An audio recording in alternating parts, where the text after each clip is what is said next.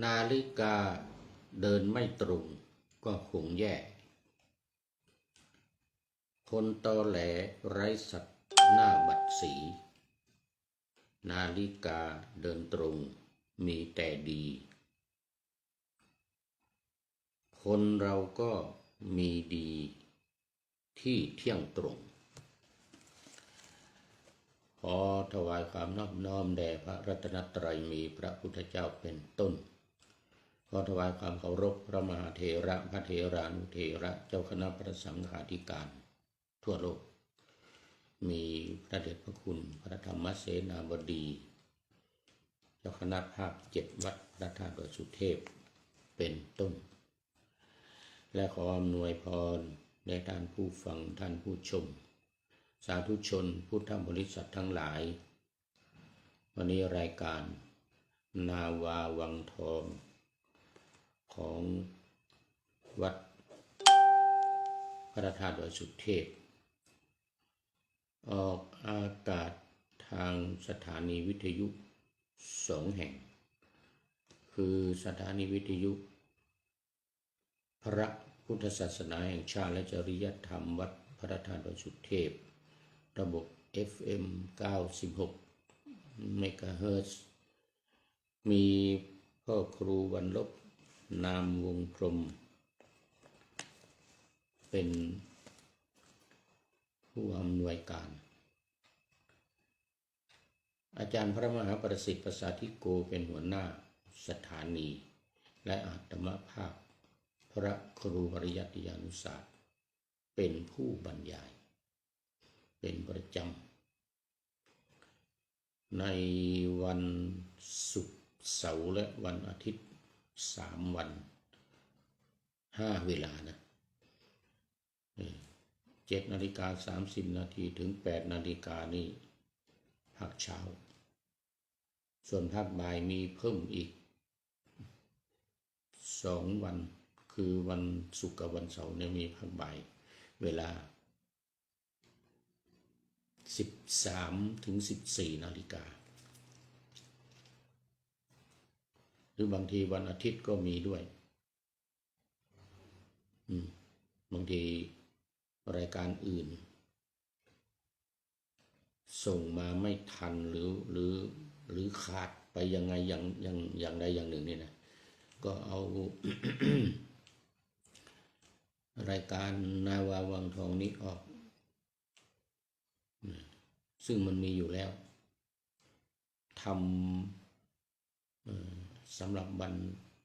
อาทิตย์เนี่ยของที่ออกอากาศวัดฝายหินวัดฝายหินจะออกบ่าย3 โมงถึงบ่าย4 โมงเย็นนั่นก็เอาของวัดฝายหินนี้ออกด้วยก็ได้วันอาทิตย์ที่วัดพระธาตุดอยสุเทพเพราะว่าบางทีมันมีรายการอื่นขาดพอดีอย่างเงี้ยนะ หรือไลฟ์สดมาไม่ทันอะไรทั้งนี้อย่างเงี้ยนะแจ้งมาว่าโอ้วันนี้ไม่ทันแล้วอย่างเงี้ยนะรายการอื่นก็ของนาวาวังทองนี่มันก็อยู่ในเฟซอยู่แล้วก็ลิงก์ออกเลยลิงก์ออกก่อนวัดฝายหินด้วยซ้ำเพราะว่าอันนี้มันบ่ายโมงถึงบ่าย2 โมงวัดฝายหินก็เอาน้ำออกบ่าย2 โมงถึงบ่าย3 โมงตอนเดียวกันนี่แหละรายการเดียวกันนี่แหละยังทำล่วงหน้าไว้ อย่างวันพรุ่งนี้ศุกร์เสาร์อาทิตย์เนี่ยทำล่วงหน้าไว้ให้เลย1 ชั่วโมงเนี่ยนะทำล่วงหน้าไว้เลยวัดดอยสุเทพบ่ายโมงถึงบ่าย2แล้วบ่าย2ถึงบ่าย3บ่าย3ถึงบ่าย4แล้วก็ออกที่วัดฝายหินซึ่งวัดฝายหินนั้นมันมีอยู่4 วันนะ4 วันภาคบ่ายหมดเลยวันละ1 ชั่วโมงเอาของวันพุธเนี่ยมาออกในวันอาทิตย์ของ ของวัดพระธาตุดอยสุเทพก็ได้วันพุธเวลา17 ถึง 18 นาฬิกา5 โมงเย็นถึง 6 โมงเย็นในที่วัดฝายหินก็ต้องทำไว้ล่วงหน้าไว้แล้วก็วันศุกร์วันเสาร์นี่ที่วัดฝายหินจะเอาบ่าย 2 ถึงบ่าย 3 โมงส่วนวันอาทิตย์บ่าย 3 ถึงบ่าย 4 โมง4 วัน 4 เวลาละ1 ชั่วโมงที่FM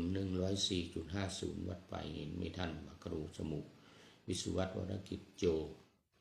เป็นผู้อำนวยการเราก็เป็นหัวหน้าสถานีด้วย วัดป่ายหินกับวัดสวนดอกส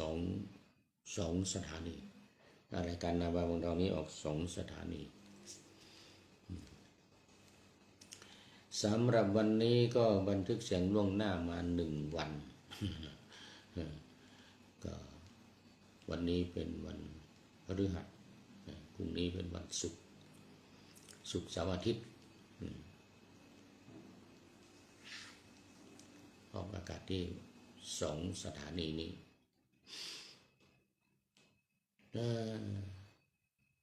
วันนี้ก็โมทนากับเจ้าภาพที่ถวายภัตตาหารเพลวัดดอยสะพันยูคือลูกศิษย์ของหลวงปู่ทองวัดพระธาตุสีจอมทองหลวงปู่พระธรรมมงคลพระพรหมมงคลเป็นพระราชาคณะชั้นรองสมเด็จก่อนมรณภาพ ตอนสมณศักดิ์ราชาคณะสุดท้ายของพระเดชพระคุณหลวงพ่อหลวงปู่ทองสิริมังคโรอดีตเจ้าอาวาสวัดพระธาตุสีจอมทองอดีตเจ้าคณะอำเภอจอมทองแล้วก็ที่ปรึกษาเจ้าคณะภาค 7ก็แผ่บุญญาบารมีมาจนถึงปัจจุบันลูกศิษย์ลูกหาของหลวงปู่เยอะพากันมาเป็นเจ้าภาพตลอดมาเนี่ยตั้งแต่วันที่23 24 25 26 27 27นี่นำอาหารมาเองเลยทางวัดโดยสะพันยูแม่ครัวไม่ต้องทำอาหารคอยแต่เสิร์ฟลูกศิษย์ของหลวงปู่ทองนำอาหารมาจากร้านอาหารเลยนี่วันพรุ่งนี้นะวันที่16 17 2 วันนี้อาหารมาจากภัตตาคารชื่อดังร้านอาหารอะไรพรุ่งนี้จะได้ประกาศให้ทราบกันนะเอาแล้ววันนี้ก็ต้องขออภัยมันดึกแต่ก็ยังมีคนกดไลค์มาอยู่กดไลค์อยู่เรื่อยๆไม่เป็นไรไม่มี FC เข้ามาแล้วมันดึกแล้วตอนนี้4 ทุ่มกว่าคุณโยมสายสมร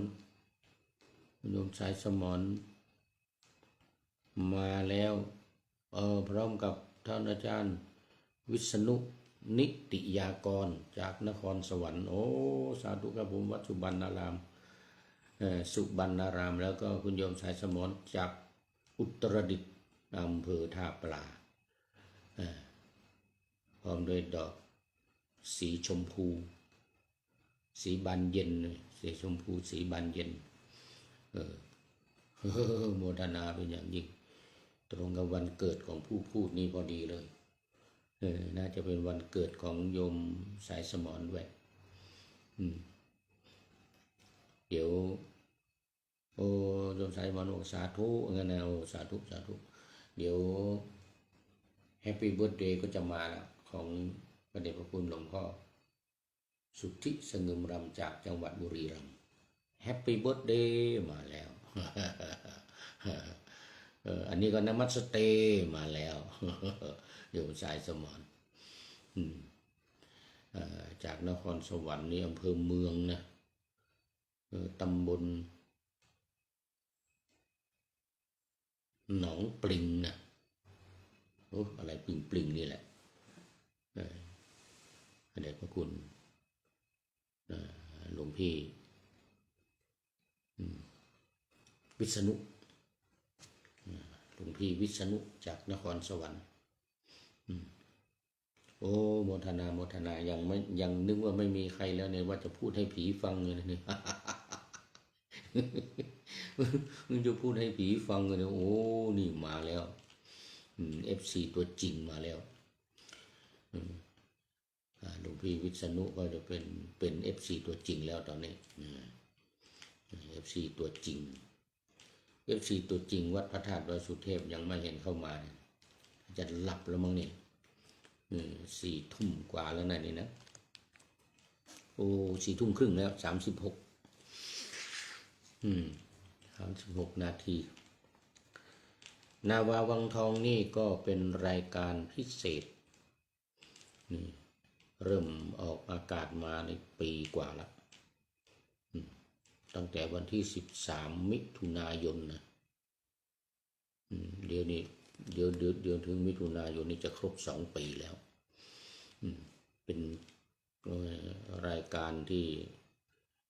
พระเดชพระคุณหลวงพ่อรับนโยบายมาจากสำนักพระราชวังเป็นโครงการปูทางสู่การตื่นรู้ธรรมนาวาวังนี่นะธรรมนาวามีมาในพระไตรปิฎกธรรมนาวานี่นะในพระไตรปิฎกแล้วก็สำนักศึกษาธรรมโดย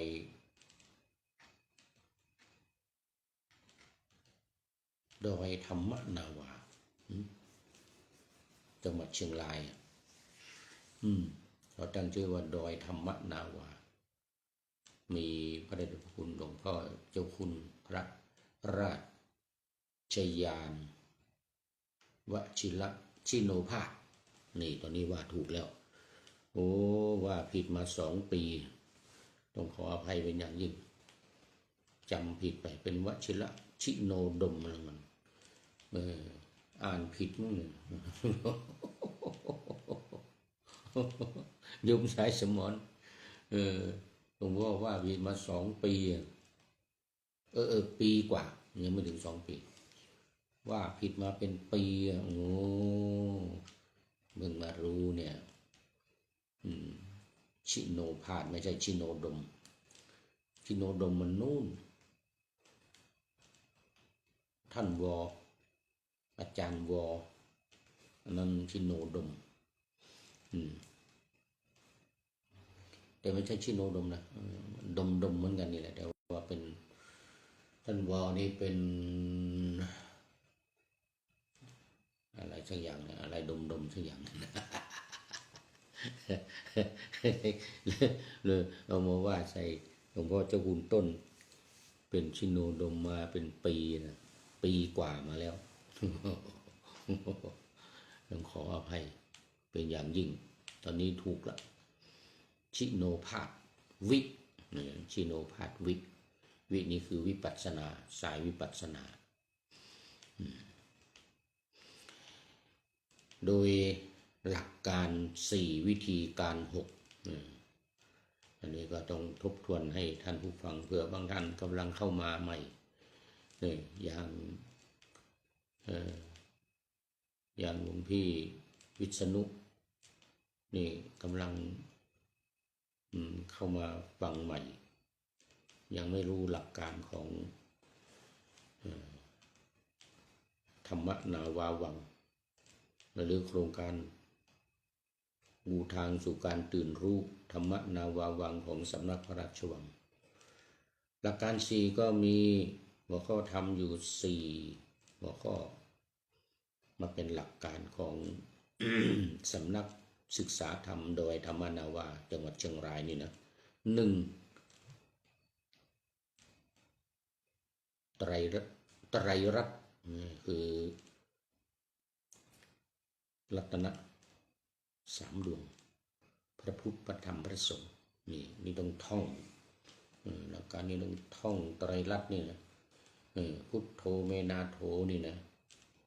ธัมโมเมนาโถสังโฆเมนาโถนี่นะต้องท่องให้จำให้ติดใจติดตาติดหูติดปากติดใจยอมรับนอนหลับก็ท่องได้เลยใจท่องปากไม่ต้องท่องใจท่องไตรลักษณ์สอง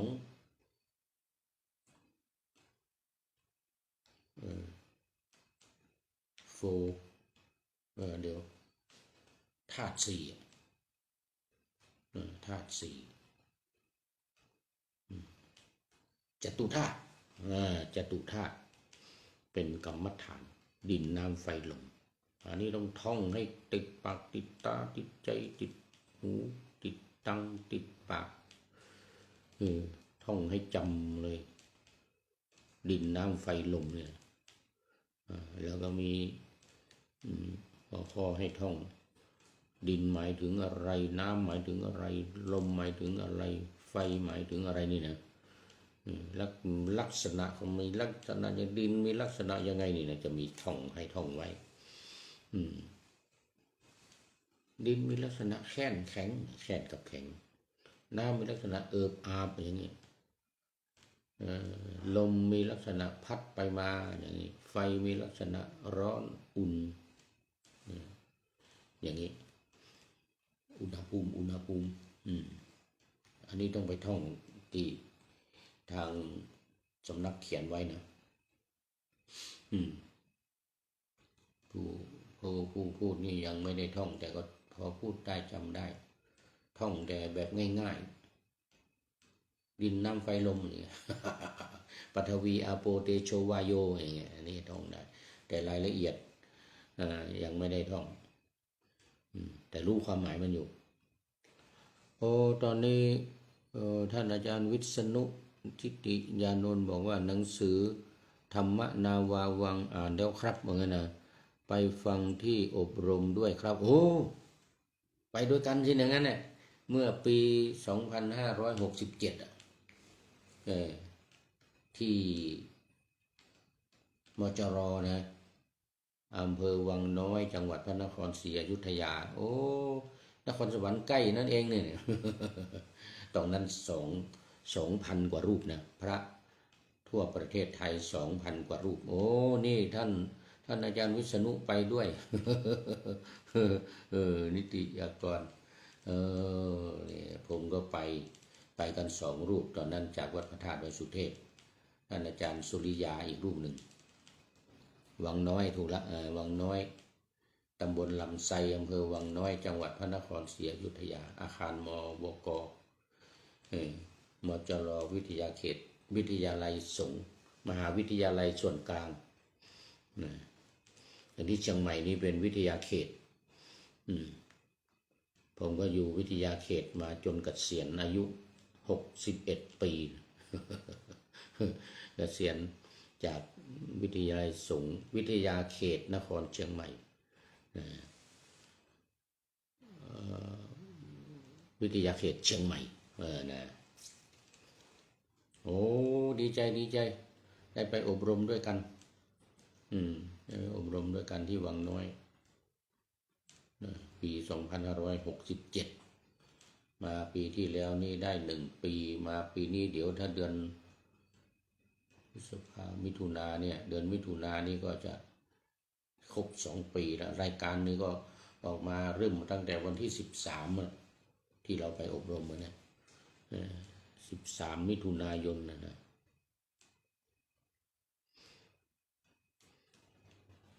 เริ่มออกที่วังน้อยนั่นแหละเป็นวันแรกเลยตอนกลางคืนตอนกลางวันอบรมกลางคืนก็นำจัดรายการออกเป็นวันแรกเดี๋ยววันที่13 มิถุนายนที่จะถึงนี้ก็จะครบ2 ปีจะครบ2 ปี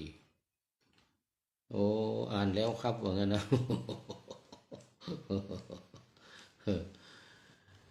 วิธีการอีก6อย่างเพิ่มมาข้อ3กับข้อ5 1 2 3 4นี่เหมือนเดิม1 2เหมือนเดิมแล้วเพิ่มข้อ3คือพิจารณากาย6ขั้นตอนเป็นข้อ3เลื่อนข้อ3ไปเป็นข้อ4นะขันธ์5เนี่ยแล้วก็เพิ่มข้อ5เข้ามาคือเรียนรู้ขันธ์5แล้วก็เลื่อนข้อ4ไปเป็นข้อ6คือจัดขันธ์5เนี่ยนะลงในอริยสัจ4หัวข้อมันก็เลยมี4มีอริยสัจ4เข้ามาอีกหมวดหนึ่งขันธ์5หมวด1ข้อที่3ข้อที่2ธาตุ4ข้อที่1ไตรลักษณ์นี่โอ้ท่านอาจารย์วิษณุก็รู้ดีเช่นกันน่ะมันถ้างั้นไม่ต้องฟังรายการผมแล้วนี่งั้น ไปอบรมมาแล้วนี่อบรมมาแล้วผมก็เอาหนังสือ4 เล่มที่ทางสำนักพระราชวังจัดพิมพ์นี่แหละมาออกอากาศทางวิทยุนี่นะตอนนี้อยู่ในหัวข้อชาวทิพย์หัวข้อชาวทิพย์คือหมู่เทวดาหมู่ที่ไปเป็นเปรตนะเป็นเปรตทั้งหลายเลยนะอสุรกายหรือบางทีก็อยู่ไปเกิดในนรกนี่ไปเกิดในสวรรค์คนนี้เป็นเปรตทั้งนั้นเพราะว่าคำว่าเปรตเนี่ยหมายถึงว่าคนที่ละจากโลกนี้ไปแปลว่าละจากโลกนี้ไปฉะนั้นไม่ว่าจะไปเกิดที่ไหนก็คือเปรตทั้งนั้นเป็นเทวดาพญาอินทร์พญาพรหมพญายมราชคุดนาคน้ำปรมัยไอสวน เปรตทั้งนั้นเพราะอะไรเพราะว่าละจากโลกนี้ไปคำว่าเปรตแปลว่าผู้ที่ละจากโลกนี้ไปเปตวัตถุวิมานวัตถุเปตวัตถุอยู่ในพระไตรปิฎกเล่มที่26ตอนนี้ก็พูดถึงเรื่องของวิมานวัตถุเปตวัตถุหมายถึงผู้ที่ละจากโลกนี้ไปแล้ววันนี้เป็นเรื่อง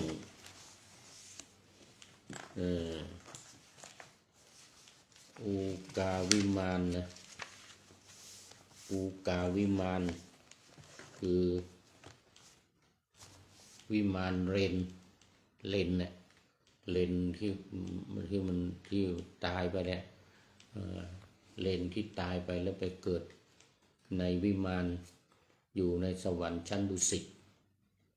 เลนเนี่ยตัวเลนนี่นะตัวเลนที่วิ่งไปวิ่งมาอยู่ในผ้านี่ตัวเลนตัวไรอะไรที่ตัวเลนตัวไรอะไรที่มันกัดเราเนี่ยนะที่มันกินเลือดเราเนี่ยนะแต่ตัวเลนนี่มันไม่กินเลือดมั้งพอตายแล้วไปเกิดบนสวรรค์ชั้นดุสิตเลนนี่นะมันมีเรื่องอย่างนี้เป็นเรื่องสาเหตุของมันนะสาเหตุที่เป็นเลนแล้วก็ตายไปแล้วก็ไปเกิดบนสวรรค์นี่นะอยู่ในวิมานนี่นะเรียกอูกาเลนอูกาแปลว่าเลนอูกาวิมานอูกาวิมานอันนี้อยู่ในธรรมะอัตถกถาธรรมเรียกว่าธรรมปทัตถกถาในพระไตรปิฎกเล่มที่25อัตถกถาธรรมอัตถกถาวินัยอยู่ในพระไตรปิฎกเล่มที่25นี่ก็มาในธรรมปทัตถกถาธรรมบทนะคือเป็น dictionary อธิบายเรื่องธรรมะเราเรียกว่าอัตถกถาธรรม และเล่มที่6 อรรถกถาธรรมเล่มที่ 6เรื่องติสสะเถระพระเถระชื่อว่าติสสะนี่เรื่องของเรื่องมันก็คือว่าเนี่ยที่เป็นเลนไปเกิดในวิมานเลนนี่นะอูกาเลนนี่นะอูกาวิมานนี่นะขึ้นไปอยู่บนวิมานบนสวรรค์ชั้นดุสิตเป็นเลนนะแต่ตอนแรกเป็นคนเป็นพระด้วยนี่เรื่องของเรื่องมันก็คือว่าอย่างนี้พระติสสะเถระเนี่ยอยู่ในไปจำพรรษาอยู่ในวิหารในชนบทแห่งหนึ่งในชนบทแห่งหนึ่งเสร็จแล้วออกพรรษาเสร็จแล้วได้ผ้าเนื้อหยาบผืนหนึ่งยาว8 ศอกโยมถวายเป็นผ้าจำนำพรรษาออกพรรษาแล้วก็เอาผ้าออกพรรษาผ้าจำนำพรรษาเนี่ยเป็นผ้าสาดกเนื้อหยาบเอาไปให้พี่สาวเอาไปให้พี่สาวไว้เก็บไว้เอาไปให้พี่สาวเก็บไว้ก่อนเดี๋ยวถึงเวลาจึงจะเอามาทำจีวรแล้วก็ให้พี่สาวรู้ว่าเนี่ยผ้าผืนนี้จะมาทำจีวรพี่สาวจะได้มาอุปถัมภ์ในการทำจีวรทำข้าวปลาอาหารถวายพระสงฆ์สามเณรที่ทำจีวรผืนนี้เอาไปแจ้งบอกให้พี่สาวซักก่อนแล้วเอาไปไว้เอาไปฝากไว้พี่สาวก็ได้ผ้ามาแล้วก็ด้วยความหวังดีเห็นมันเป็นผ้าหยาบเนื้อมันหยาบมันไม่เหมาะเวลาเอาไปใส่เป็นนุ่งมันหนักนะก็เลยเอามาโขลกใหม่เอาไปใส่ครกตำนี่เขามีวิธีเอาไปโขลกเอาไปตำเอาไปเขาเรียกว่าไปดีดไปกรอไปสางไปปั่นเอาไปโขลกในครกใหม่นะเอาไปตำจนละเอียดเสร็จแล้วก็เอาไปดีดเอาไปกรอทำมันเป็นเส้นใหม่ทำเป็นเส้นเล็กๆปั่นเสร็จแล้วเรากรอเอาใส่ในหลอดกรอแล้วก็เอาไปทอเป็นผ้าสาดกอีกทีหนึ่งคราวนี้ได้ผืนใหญ่เนี่ยตอนแรกมันหนาเนี่ยมันก็ได้ผืนยาว8 ศอกพอมันละเอียดทำเป็นละเอียดแล้วเนี่ยมันก็บางเหมือนผ้าไหมผ้ามันบางเนี่ยได้9 ศอกได้9 ศอกแล้วก็สีสวยงามเนื้อนิ่มละเอียดพี่สาวนี่นะพี่สาวของท่านติสสะนี่นะเสร็จเรียบร้อยท่านติสสะนี่ก็ไปเลยตอนจะทำจีวรเนี่ยจะทำจีวรจะทำผ้ากฐินนี่แหละทำกฐินเหมือนบ้านที่เราทำกันนี่นะอย่างจุลกฐินนี่นะก็ไปเอาผ้าบอกพี่สาวแล้วเอาผ้ามาจะไปทำจีวรแล้วก็ขออุปถัมภ์ทำข้าวปลาอาหารถวายพระเนรที่มาช่วยทำจีวรด้วยอันนี้มันมีวินัยบอกไว้นะเวลาทำจีวรเนี่ยพระเนรที่มาช่วยกันทำเนี่ยฉันอาหารได้ตลอดวันนะ24 ชั่วโมงนะจนกว่าจีวรมันจะเสร็จไม่ได้ไปไหนไม่ได้ไปบิณฑบาตไม่ได้อะไรตั้งแต่เช้าทำฉันอาหารบ่าย3 โมง5 โมงเย็นจนถึงตอนกลางคืนแล้วฉันได้ตลอดพี่สาวของท่านติสสะนี่ทำอาหารข้าวยาคูข้าวต้มทำอาหารมีข้าวต้มเป็นต้นเลยนะอาหารการกินไปถวายพระเนรตลอดวันเลย ตั้งแต่เช้าถึงกลางวันบ่าย4 โมง5 โมงเย็น10 โมงเที่ยงคืนจนถึงรุ่งนั่นนะรุ่งแจ้งกินกันตลอดเพราะว่ามันหิวเวลาทำจีวรมันมีข้อยกเว้นอย่างนี้แหละไม่เป็นอาบัติไม่ผิดศีลไม่เป็นอาบัติพระองค์ทรงอนุญาตเวลาทำจีวรนี่อย่างหนึ่ง2เวลาเดินทางอย่างหนึ่งแล้วเดินทางไปไหนเนี่ยฉันอาหารได้ตลอด24 ชั่วโมงแล้วก็เวลาอาพาธเจ็บป่วยก็ฉันอาหารได้ตลอดฉันยาด้วยอย่างนี้นะ3 อย่างนี้อนุญาตให้ฉันอาหารได้ตลอดเวลาวิกาลไม่วิกาลอะไรก็ฉันได้ตลอดยาวกาลิกยาวชีวิกยามะกาลิกอะไรก็ฉันได้หมดนี่หลวงท่านอาจารย์วิษณุก็รู้ดี นี่ทำจีวรเสร็จเรียบร้อยรุ่งเช้ามาเสร็จตอนกลางคืนเนี่ยเสร็จตอนกลางคืนมาดูเดี๋ยวก่อนตอนไปเอาผ้าเนี่ย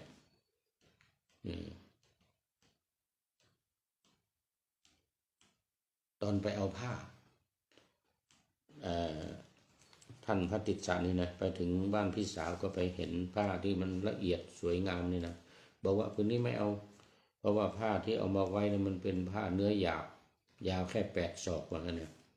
ก็ได้เถียงกันกับพี่สาวบอกว่าเอานี่แหละผ้าของพระคุณเจ้า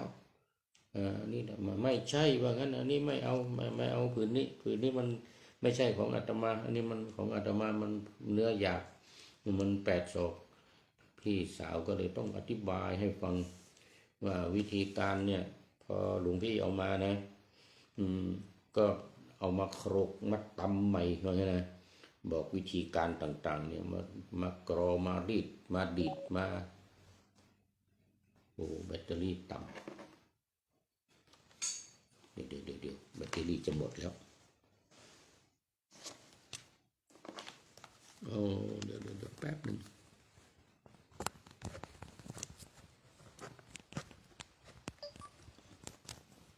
นี่เกือบจะแบตเตอรี่เกือบจะหมดรุ่นหมดเวลาแล้วก็ไม่รู้เนี่ยเดี๋ยวก่อนเดี๋ยวหมดเวลาพอดีเกิน เวลาเกินไปหน่อยแล้วต้องขออภัยเอาไว้แค่นี้ก่อนเดี๋ยววันพรุ่งนี้ก็เดี๋ยวตอนบ่ายเดี๋ยวตอนบ่ายนี้มาต่ออีกนี่เดี๋ยวบันทึกต่อเลยเดี๋ยวบันทึกต่ออีกตอนบ่ายอีก1 ชั่วโมงนะวันศุกร์วันเสาร์อาทิตย์นี่ตอนบ่ายอีก1 ชั่วโมงแล้วตอนนี้เอาไว้แค่นี้ก่อนท่านอาจารย์วิษณุเนี่ยเป็นท่านสุดท้ายเข้าสู่เส้นชัยของรายการวันนี้เวลาใกล้หมดแล้วด้วยหมดเวลาหมดแล้วเวลาหมดแล้วก็อันนี้ข้อคิดท้ายรายการวันนี้ได้จากสถานีธรรมจากในเฟซนี่แหละโปรไฟล์ของสถานีธรรมบอกว่านาฬิกาเดินไม่ตรงก็คงแย่คนตอแหลไร้สัตว์หน้าบัดสีนาฬิกาเดินตรงแท้มีแต่ดีคนเราก็มีดีที่เที่ยงตรงขอบคุณสถานีธรรมเป็นอย่างยิ่งไว้ณที่นี้ขอนำนาวาวังทองไปก่อนแล้วจะย้อนมาใหม่ในวันหน้าคือวันพุธศุกร์เสาร์อาทิตย์ตามตารางเวลาที่วางอยู่ข้างในเป็นธรรมะจากพระราชวังเป็นนาวาโด่งดังสว่างไสวเป็นทองคำล้ำค่ากว่าสิ่งใดชุบชีวิตจิตใจให้ใสงามขอเชิญท่านทั้งหลายนำไปท่อง ตามคุณของพระรัตนสามพุทโธเมนาโถธัมโมตาม สังโฆเมนาโถยามภาวนาว่าบ่อยๆซ้ำๆจำในจิตจนมันติดในใจไม่หายหน้านอนนั่งยืนเดินจำทุกเวลาตั้งแต่ตื่นขึ้นมาถึงหลับไปขอทุกท่านได้ผลจากปฏิบัติได้กำจัดความทุกข์พบสุขใสพลันปลอดโปร่งโล่งสบายทั้งกายใจอยู่ที่ใดใจสงบพบนิพพานขอเจริญพร